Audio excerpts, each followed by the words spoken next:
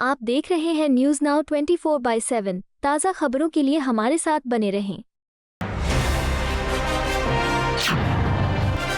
अंतर्राष्ट्रीय स्तर पर अमेरिका और ईरान के बीच 2 हफ्ते के सीज़ फायर पर सहमति बनने की खबर के बाद राजनीतिक प्रतिक्रियाएं सामने आ रही हैं।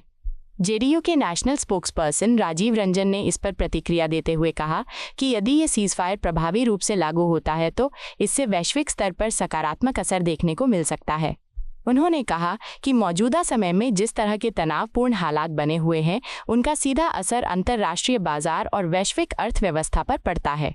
ऐसे में अगर दोनों देशों के बीच तनाव कम होता है तो मार्केट में स्थिरता आ सकती है और निवेशकों का भरोसा भी बढ़ सकता है। राजीव रंजन ने कहा कि लगातार बढ़ते संघर्ष से ऊर्जा क्षेत्र, तेल की कीमतों और सप्लाई चेन पर असर पड़ता है, जिससे पूरी दुनिया प्रभावित होती है। उनके मुताबिक अगर ये सीज़ फायर लंबे समय तक कायम रहता है तो इससे वैश्विक अर्थव्यवस्था को राहत मिलेगी और व्यापारिक गतिविधियां भी सामान्य हो सकेंगी। महिला आरक्षण बिल को लेकर जेडीयू सांसद संजय कुमार झा ने महत्वपूर्ण बयान दिया है। उन्होंने कहा कि ये भारत सरकार, प्रधानमंत्री और एनडीए सरकार का एक बड़ा और ऐतिहासिक कदम है जो महिलाओं के सशक्तिकरण की दिशा में मील का पत्थर साबित हो सकता है। संजय कुमार झा ने कहा कि बिहार इस दिशा में पहले से ही एक उदाहरण पेश कर चुका है। उन्होंने बताया कि वर्ष 2006 में मुख्यमंत्री द्वारा पंचायत स्तर पर महिलाओं के लिए 50% आरक्षण लागू किया गया था, जिसके सकारात्मक परिणाम सामने आए हैं। आज पंचायतों में बड़ी संख्या में महिलाएं चुनी हुई प्रतिनिधि के रूप में सक्रिय भूमिका निभा रही हैं। उन्होंने ये भी कहा कि संसद और विधानसभा में भी महिलाओं की भागीदारी बढ़ाने के लिए सभी राजनीतिक दलों को एक साथ आना चाहिए। उनके मुताबिक ये मुद्दा किसी एक पार्टी का नहीं बल्कि पूरे देश का है। अमेरिका और ईरान के बीच 2 हफ्ते के सीज़ फायर पर सहमति बनने के बाद बीजेपी प्रवक्ता प्रतुल शाहदेव ने प्रतिक्रिया दी है। उन्होंने कहा कि लंबे समय के बाद ये एक सकारात्मक खबर सामने आई है, जिससे उम्मीद जगी है कि दोनों देशों के बीच तनाव कम हो सकता है।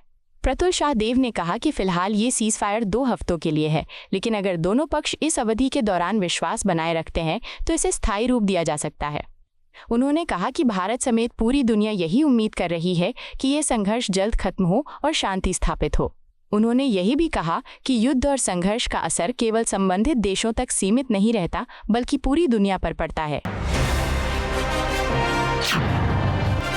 अमेरिका और ईरान के बीच सीज़ फायर की खबर पर उत्तर प्रदेश में शिया मरकजी चांद के चेयरमैन सैयद सैफ अब्बास नकवी ने प्रतिक्रिया दी है। उन्होंने कहा कि ईरान के लोगों ने कठिन परिस्थितियों में भी साहस और एकजुटता का परिचय दिया है। नकवी ने कहा कि हाल ही में जब तनाव बढ़ा तब ईरान के लोग अपने देश की बुनियादी सुविधाओं और संस्थानों की रक्षा के लिए सड़कों पर उतर आए। उन्होंने कहा कि ये दिखाता है कि जनता अपने देश की सुरक्षा के लिए कितनी प्रतिबद्ध है। उन्होंने ये भी कहा कि अंतर्राष्ट्रीय संघर्षों में शांति ही सबसे बेहतर समाधान है। कांग्रेस सांसद प्रमोद तिवारी ने हालिया राजनीतिक घटनाक्रम पर प्रतिक्रिया देते हुए उत्तर प्रदेश के मुख्यमंत्री पर गंभीर आरोप लगाए हैं। उन्होंने कहा कि मुख्यमंत्री द्वारा कांग्रेस अध्यक्ष मल्लिकार्जुन खड़गे और अन्य नेताओं के खिलाफ इस्तेमाल की गई भाषा बेहद आपत्तिजनक है और यह किसी भी जिम्मेदार पद पर बैठे व्यक्ति को शोभा नहीं देती। प्रमोद तिवारी ने कहा कि लोकतंत्र में संवाद और आलोचना की अपनी मर्यादा होती है, लेकिन जिस तरह की भाषा का इस्तेमाल किया गया वह राजनीतिक शिष्टाचार के खिलाफ है। बिहार के मंत्री रामकृपाल यादव ने पश्चिम बंगाल में कथित अवैध घुसपैठ के मुद्दे पर बयान देते हुए इसे राष्ट्रीय सुरक्षा से जुड़ा गंभीर विषय बताया है। उन्होंने कहा कि समय समय पर ऐसी रिपोर्ट सामने आती रही हैं जिनमें बड़ी संख्या में अवैध बांग्लादेशी नागरिकों के राज्य में प्रवेश और वहां बसने की बात कही जाती है।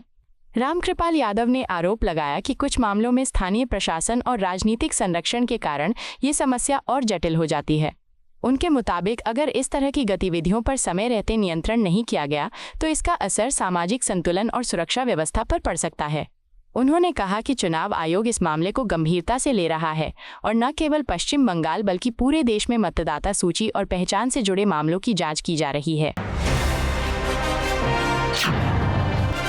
कांग्रेस अध्यक्ष मल्लिकार्जुन खड़गे के बयान पर बिहार के मंत्री संजय सिंह टाइगर ने तीखी प्रतिक्रिया दी है। उन्होंने कहा कि इस तरह की नकारात्मक और आक्रामक राजनीति का परिणाम ये हुआ है कि देश की सबसे पुरानी राजनीतिक पार्टी अब अपनी साख खोती जा रही है। संजय सिंह टाइगर ने कहा कि सार्वजनिक जीवन में भाषा की मर्यादा और राजनीतिक शिष्टाचार का पालन करना बेहद जरूरी होता है, लेकिन हाल के बयानों में इस संतुलन की कमी साफ दिखाई देती है। उनके मुताबिक इस तरह की बयानबाजी से जनता के बीच गलत संदेश जाता है और राजनीतिक माहौल भी प्रभावित होता है। उन्होंने कांग्रेस नेतृत्व पर निशाना साधते हुए कहा कि पार्टी को आत्ममंथन करने की जरूरत है और अपनी रणनीति तथा कार्यशैली पर दोबारा विचार करना चाहिए। पश्चिम बंगाल की राजनीति में चुनावी माहौल के बीच बयानबाजी तेज हो गई है।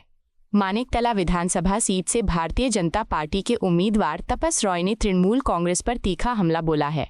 तपस रॉय ने कहा कि बंगाल में होने वाले चुनाव मानिकतला जैसे ही माहौल में होंगे जहां जनता बदलाव के मूड में नजर आ रही है। उन्होंने सवाल उठाते हुए कहा कि क्या तृणमूल कांग्रेस के पास ऐसा कोई चेहरा बचा है जो जनता के बीच जाकर वोट मांग सके। उन्होंने आरोप लगाया कि राज्य में मौजूदा सरकार के प्रति लोगों में असंतोष बढ़ता जा रहा है और इसका असर चुनावी नतीजों में साफ दिखाई देगा। तपस रॉय के मुताबिक जनता अब विकास और पारदर्शिता चाहती है और इसी वजह से बीजेपी को समर्थन मिल रहा है। दिल्ली में कांग्रेस मुख्यालय के बाहर उस समय विरोध प्रदर्शन देखने को मिला जब गुजरात से जुड़े कथित बयान को लेकर विवाद बढ़ गया। प्रदर्शनकारियों ने कांग्रेस अध्यक्ष मल्लिकार्जुन खड़गे के उस बयान का विरोध किया जिसमें गुजरात और वहां के लोगों के बारे में आपत्तिजनक टिप्पणी करने का आरोप लगाया जा रहा है। प्रदर्शन में शामिल लोगों ने नारेबाजी करते हुए कहा कि किसी भी राज्य या उसके नागरिकों के बारे में इस तरह की टिप्पणी करना पूरी तरह अस्वीकार्य है। उनका कहना था कि गुजरात देश की सांस्कृतिक और ऐतिहासिक दृष्टि से महत्वपूर्ण भूमि है जिसने कई महान व्यक्तित्वों को जन्म दिया है। प्रदर्शनकारियों ने कांग्रेस नेतृत्व से इस मुद्दे पर स्पष्ट बयान देने और माफी मांगने की मांग भी की। उनका कहना था कि इस तरह की टिप्पणियां समाज में विभाजन पैदा कर सकती हैं और राजनीतिक माहौल को भी प्रभावित करती हैं। आपको यह वीडियो पसंद आया हो तो इसे लाइक करें, हमारे चैनल को सब्सक्राइब करें।